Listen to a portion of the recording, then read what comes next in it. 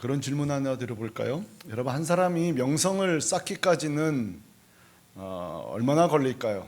그리고 그것을 또 반대로 무너뜨리기까지는 얼마나 걸릴까요? 저렇게 화면을 띄워놓고 질문을 드립니다.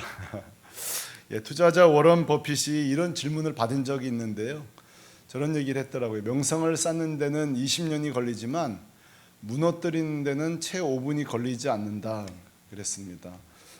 굉장히 경험적인 얘기고 우리도 아마 비슷하게 동감하는 과장된 내용은 아니라고 생각하는데요. 저는 바울이 교회를 생각할 때에 이런 비슷한 표현을 하지 않았을까 생각해요. 교회를 세우는 데는 오래 걸리지만 교회가 무너지는 데는 많은 시간이 걸리지 않는다.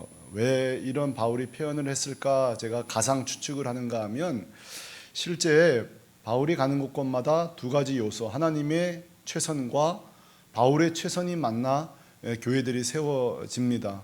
그러나 우리가 아는 것처럼 바울은 순회 전도자였잖아요. 그래서 바울이 교회를 비우고 또 새로운 곳을 개척하기 위해서 떠나는 순간에 바울의 부재시 그 교회는 곧 변질되곤 하였습니다. 자, 그 이유는 뭘까요? 그것은 바울의 부재입니다. 한번 여러분 이렇게 한번 상상해 보시겠어요? 저는 여러분을 지금 두 교실로 인도하고 싶어요. 첫 번째 교실은 초등학교 1학년 교실로 여러분 한번 가보시죠. 초등학교 1학년 교실을 선생님이 안 계실 땐 어떨 것 같으세요? 아마 정신이 없을 거예요. 우리 옛날 생각해 보세요.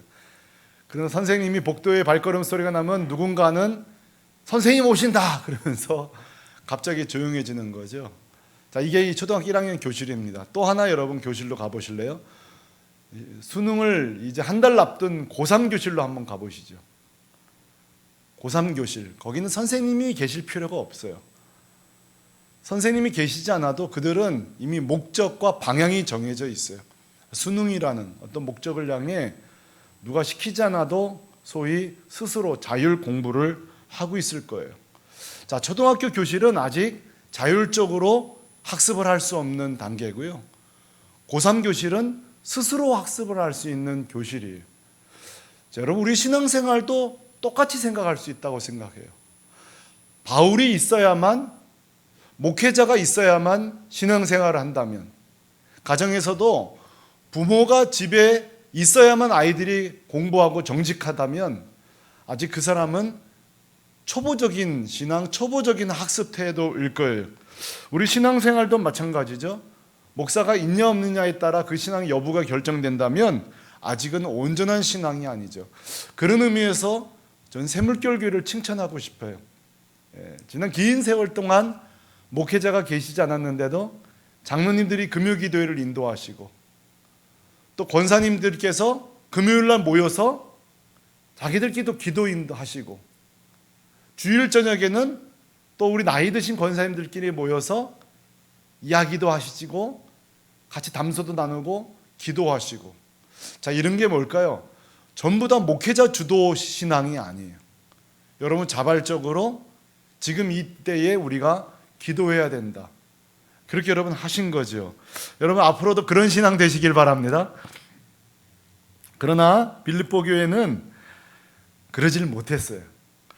자, 빌립보 교회도 여러분 우리가 아는 것처럼 1차, 2차 바울, 3차 전도 여행이 있었습니다만 2차 전도 여행 때 세워진 교회가 빌립보 교회죠. 2차 전도 여행은 우리가 수긍하는 게 AD 한 48년 요때 50년 요 사이에 2차 전도 여행이 시작되었으니까 한 50여 년 그 어간에 교회가 세워진 거죠. 그리고 오늘 빌립보서는 60년 좀 지나서 넘어서 쓴 편지니까 10여 년이 지나지 않은 채 때에 이 편지가 지금 전달된 거예요. 그러니까 이 교회가 세워지는 데는 참 어려움이 있었지만 바울이 떠난 뒤에 변질되는 거는 그렇게 많은 세월이 흘리지 않았어요. AD 50년이면 꼭 여러분 이런 생각할 때가 있죠. 우리 한국은 어땠가? 이때가 우리 여러분 고구려 시대입니다. 태조대왕이 세워질 때에 빌립보 교회가 세워졌습니다. 역사적으로 보면요. 자, 빌립보 교회가 얼마 지나지 않아서 이런 변질이 일어났는데요. 지나온 빌립보서 한번 정리해 보세요. 앞으로도 나오겠습니다. 어떤 변질이 있었죠? 그냥 성도들 간의 사소한 문제가 아니에요. 4장 2절에 보면은 리더십끼리 싸움이 벌어졌어요. 여성 그 리더들끼리 분쟁이 있죠. 그리고 바울에 대한 의구심들이 생겼죠. 사도행전 16장 가보시면 사실 빌립보 교인들은 이렇게 하시면 섭섭해요. 우리가 아는 것처럼 빌립보 교회는 그냥 세워진 교회가 아니에요. 바울이 모진 고통을 겪고 매도 맞고요, 감옥에 투옥되기도 하고요, 정말 거룩한 눈물을 흘려가며 땀을 흘려가며 세운 교회가 빌립보 교회예요.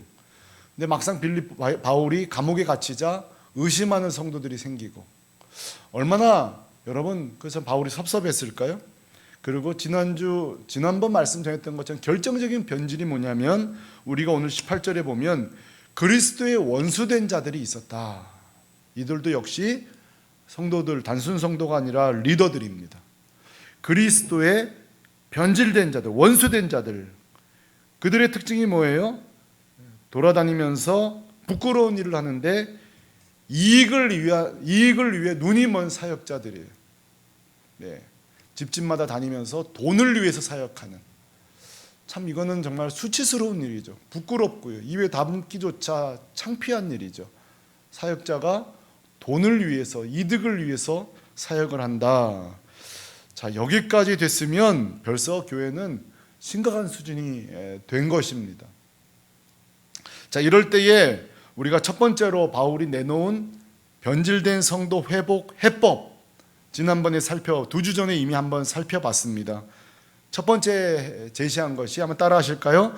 그리스도를 본받으라. 그리스도를 본받으라는 것이죠. 그래서 고린도전서에도 내가 그리스도를 본받은 것 같이 너희도 나를 본받으라. 여기서 지난번에 우리 나눌 때 굉장히 중요한 하나의 단어가 있었어요. 본받으라는 말이 단순 명령이 아니라 계속 본받으라는 거예요. 계속 본받으라.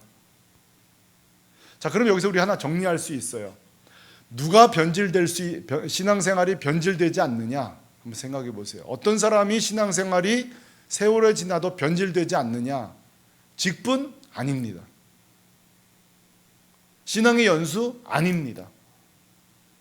바울이 제시하는 건 하나밖에 없어요. 초신자든 20, 30년 됐던 건 중요한 게 아니에요. 누가 신앙이 변질되지 않느냐? 지금 계속 예수님을 본받고 있는 사람. 자, 이거는 왕도가 없습니다. 목사라는 타이틀이 의미가 없어요. 장로님, 권사님이라는 타이틀이 우리에게 크게 도움되지 않아요. 딱 하나밖에 없어요. 그냥 오늘 하루하루 일용할 양식을 먹으면서 그리스도를 닮아가는 것입니다. 제가 지난 교회에 지금 우리나라 여자 국가대표 자전거 감독이 저희 교회에 있었어요. 김영일 집사님이라고. 그때는 이제 김영일 형제였죠. 이분이 지금 여자 국가대표 사이클 감독인데요. 그때 우리 교회에 자전거를 타던 몇 분 목사님들이 있었어요. 근데 우리 형제님이 목사님들 자전거를 좀 가르쳐 주겠다는 거예요. 자전거 뭐 그냥 타면 되지 뭘 배울 게 있나 했는데 다 모이라는 거라서 자전거 있는 목사님이 또 우리 다 나온 거 아니겠습니까, 한강에. 그래가지고 야 우리 이번에 한번 자전거 제대로 배워보자. 예. 그래가지고 또 국가대표 감독, 또 그 당시에는 물론 이제 한 도청 감독이었습니다만, 그래서 우리가 막 포부를 가지고 모인 거예요. 그러면서 가르친 내용이 뭐냐면, 자전거 잘 타는 법이 뭔지 아십니까? 그래서 이제 우리는 뭐 오르막길 오를 때, 내리막길 갈 때 그 기술인 줄 알았는데, 뭐라 그러냐면 계속 페달을 돌리십시오. 이거였습니다. 기껏 하는 말이 계속 페달을 돌리라는 거예요. 예, 그러면 넘어지진 않는다는 거죠. 근데 실제로 이 말이 중요한 걸 알게 되었어요. 우리가 천호동을 출발해서 반포를 지나고 행주대교까지 오는데 다리가 쥐나니까요, 페달이 안 돌아가거든요. 여러 가지 이런저런 이유로 페달이 안 돌아가요. 그러면 사람은 넘어지는 거예요. 야, 이 단순 진리가 사실인데요, 실제 경기에 이런 일이 많이 생긴대요. 실제 경기 중에 장거리 단거리든 페달을 돌리지 못해, 페달만 돌리면 꼴등을 하든 1등 하든 계속 갈 수 있는 거죠. 저는 여러분 신앙생활이 똑같다고 생각해요. 잘하시는 것도 중요하고 또 빨리 성장하는 것도 중요하지만, 우리가 주님 나라 갈 때까지 계속 신앙의 페달을 돌리는, 그게 뭐죠? 오늘 바울이 제시하는 것은 계속 예수님을 닮아가는 것입니다. 그러므로 나 죄에 안 져야지, 나 변질되지 않아야지, 이런 소극적인 방법보다는 적극적인 방법이 필요해요. 계속 예수님의 삶을 내 삶과 비교해 가면서 하루하루 성장해 가는 것입니다. 저는 이게 나이가 드신 우리 권사님 장로님들이 마지막까지 성경 필사하고 그리고 성경을 많이 읽으시는 분들이 끝까지 청명하신 경우를 많이 봐요. 그리고 끝까지 겸손하시고 끝까지 그 마음의 그 단정함을 유지하는 것. 왜 그럴까 했을 때에 계속 말씀 앞에 서 있는 것입니다. 그 주님이라는 그 빛 앞에 계속 서 있던 것이죠. 그래서 맨날 그렇게 거룩하게 사는데 아예 목사님 내가 죄인이죠. 목사님 내가 죄인이죠. 그래서 뭐 특별한 죄를 지은 게 아니에요.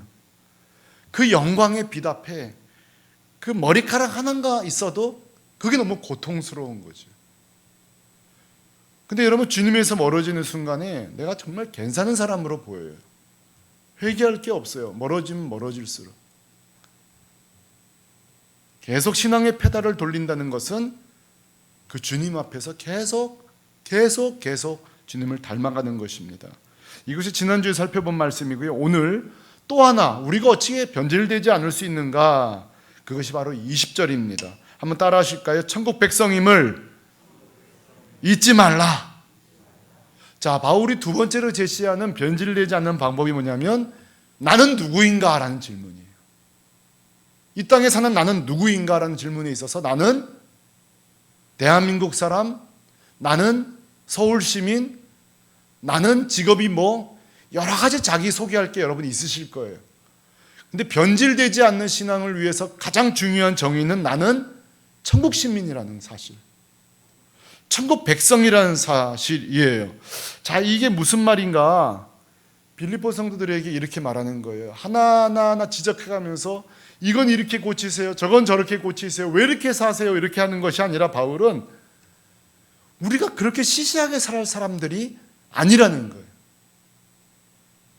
저와 여러분들이 천국 백성 아니냐, 우린 이렇게 살 사람들이 아니다. 그러니까 굉장히 적극적인 방법을 쓰고 있는 거죠. 자, 여러분 이 빌립보서를 쓰던 당시에 이 빌립보 시민들이 정말 자부심을 느끼고 좋아하는 문장이 있어요. 그건 뭐죠? 나는 로마 시민이란 단어예요. 왜 이게 이 빌립보 시민들에게 자부심이었는가 하면요, 원래 이 빌립보시 사람들은 원래는 로마 시민이 아닙니다. 원래는요. 어떻게 이 사람들이 로마 백성으로 재편되게 되냐면, 우리가 잘 아는 것처럼 알렉산더 대왕이요, 그 아버지가 빌립 2세, 빌립 대왕, 아주 그 유명한 빌립 대왕인데, 그 아버지를 기리는 마음으로 이 빌립보 도시, 이 지역을 아버지 이름을 붙여서 빌립보 도시라고 시티로 이름을 명명해요.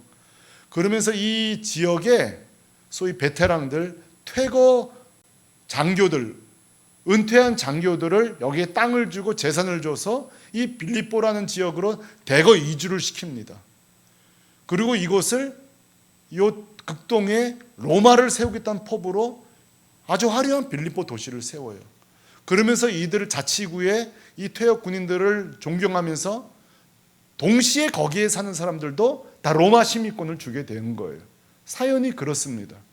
그러니까 그들은 사실은 로마 시민이 아니었다가 알렉산더 대왕의 은혜로 로마 시민이 된 거예요.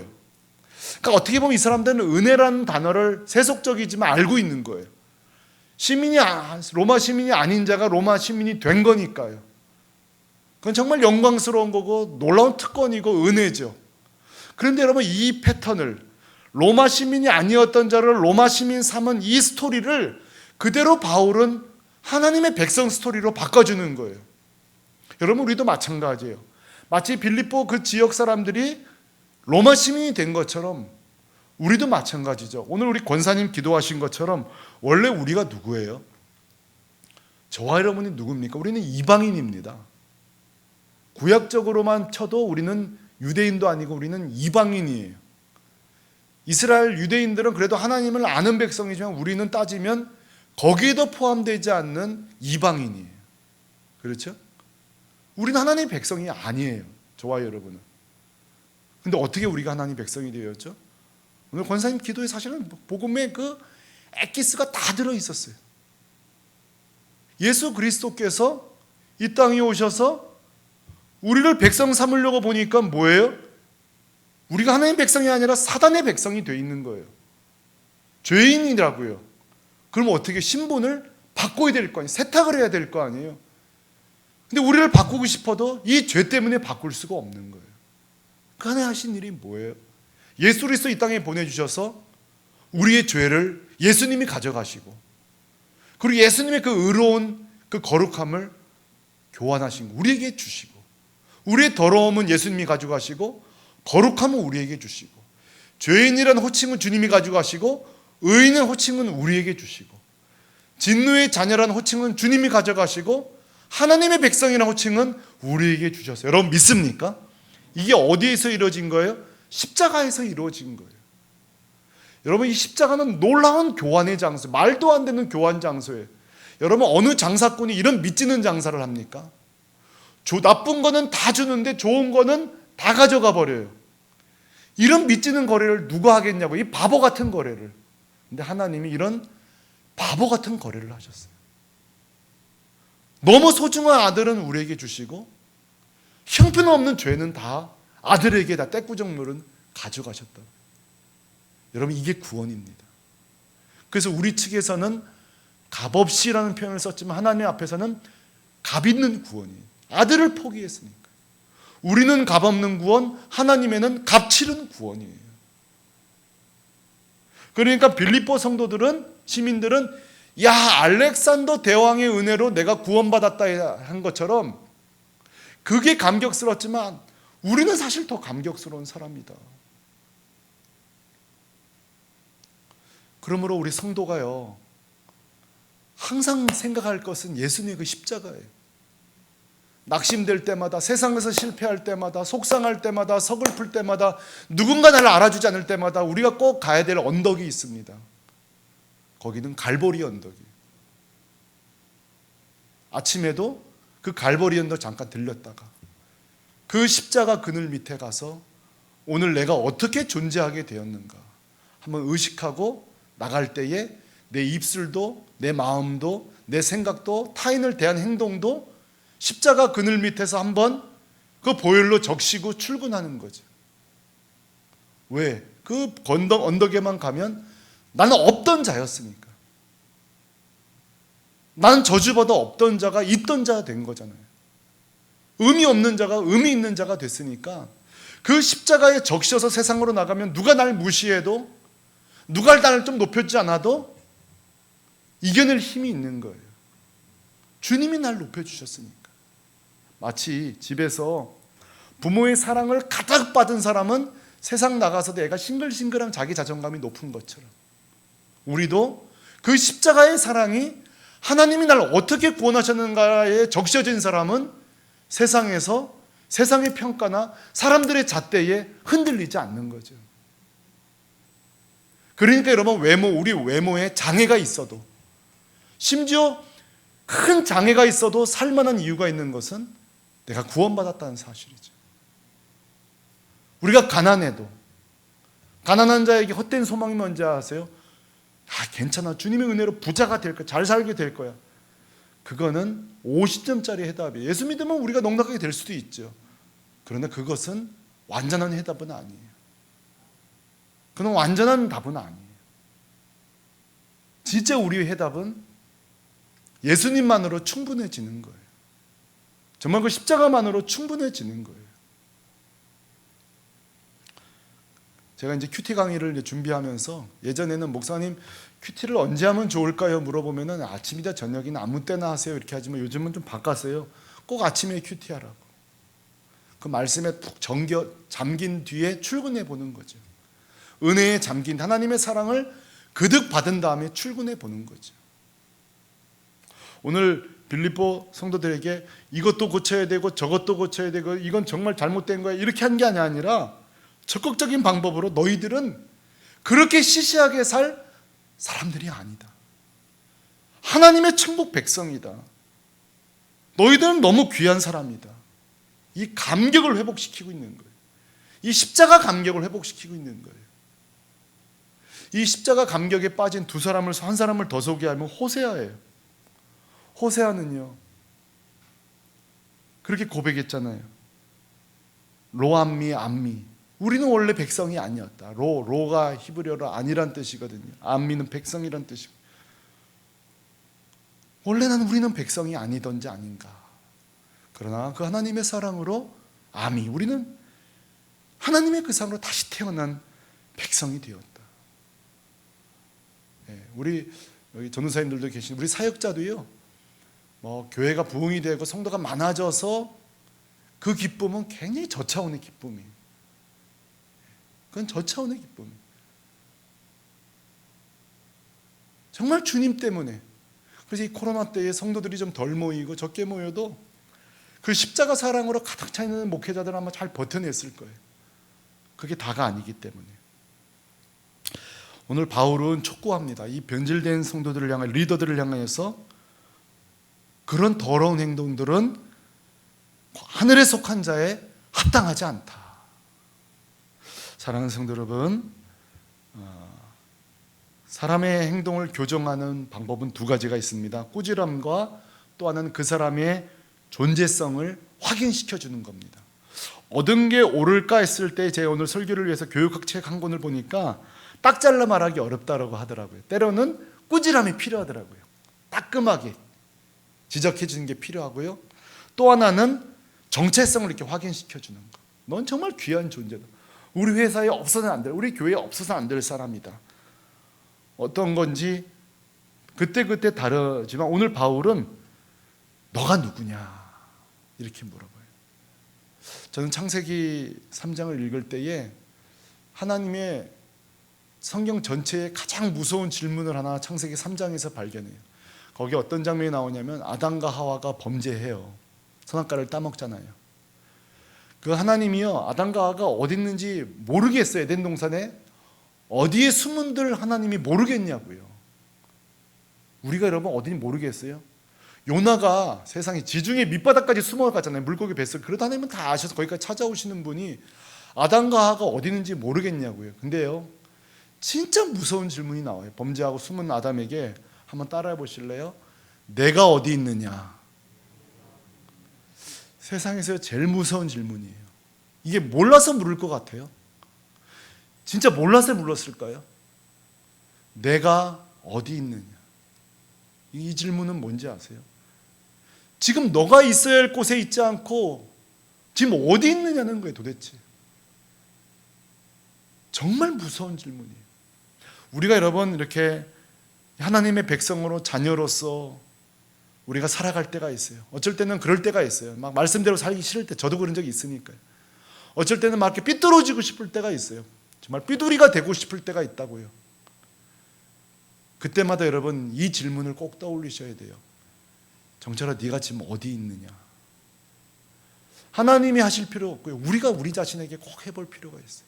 삐뚤어지고 싶을 때마다 내가 지금 어디 있느냐? 그때 여러분 이 질문이 전율처럼 들립니다. 저는 이런 질문을 많이 받은 적이 있어요. 목회에 낙심했을 때가 몇 차례 있었던 것 같아요.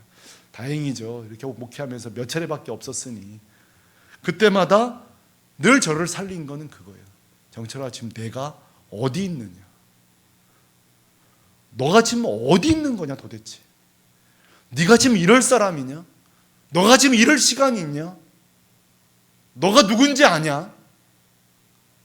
아담, 넌 내 후계자 아니냐? 나와 함께 이 동물들의 이름을 지었고 나와 함께 이 땅을 통치해 나갈 거고 나와 함께 이 땅을 다스려갈 내 후계자 아니냐? 첫 생명 아니냐? 내가 어디 있느냐? 여러분, 우리가 하나님께서 이렇게 막 벗어나고 싶을 때마다 이 질문을 던져보세요. 내가 지금 어디 있느냐? 지난달 새벽기도 본문이 베드로 전서였는데도요, 베드로도 핍박당한 성도들을 어설프게 위로하지 않고 똑같이 이렇게 말하더라고요. 너희는 왕같은 족속이요, 거룩한 나라요, 제사장들이다. 너무 멋지죠? 너무 멋지죠? 사소하게 나눠치는 것보다 이게 제일 무서운 것 같아요. 너는 왕이 아니냐? 너는 내 자녀 아니냐? 진짜 너는 거룩한 백성 아니냐? 야, 여러분, 이 말은요, 격려도 되지만 진짜 무서운 거예요. 빌립보 성도들을 향해 해주고 싶은 말은 너는 하나님의 백성들이 아니냐. 얼마나 감사한지 몰라요. 여러분, 성도란 누굽니까? 이게 이중국적자입니다. 우리는 이 땅에 살고 있지만 원래 하늘나라 소속된 이중국적자라고요. 그러니까 우리 원래는 하나님 백성인데 이 땅을 살아가고 있는 거죠.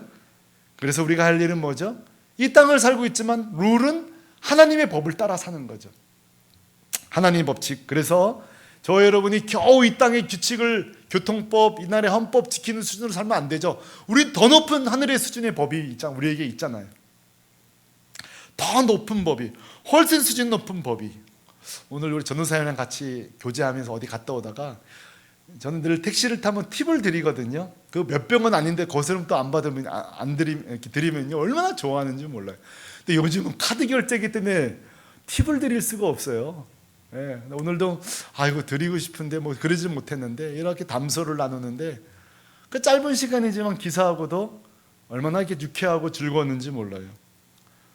그분들에게 우리가 자꾸 선을 베풀고 싶은 마음들, 그거 뭐죠? 그 우리 헌법에 나와 있나요? 우리 시민, 서울시민 그게 꼭 해야 되는 건가요? 아니거든요. 근데 우리가 왜 하죠? 하늘 백성이기 때문에, 하늘에 속한 자니까요. 제가 어제 우리 이 근처에 사시는 한 분 집에 갔어요. 오늘 한번 의논하고 싶은데요. 갔는데 세상에 너무 어렵게 살아요.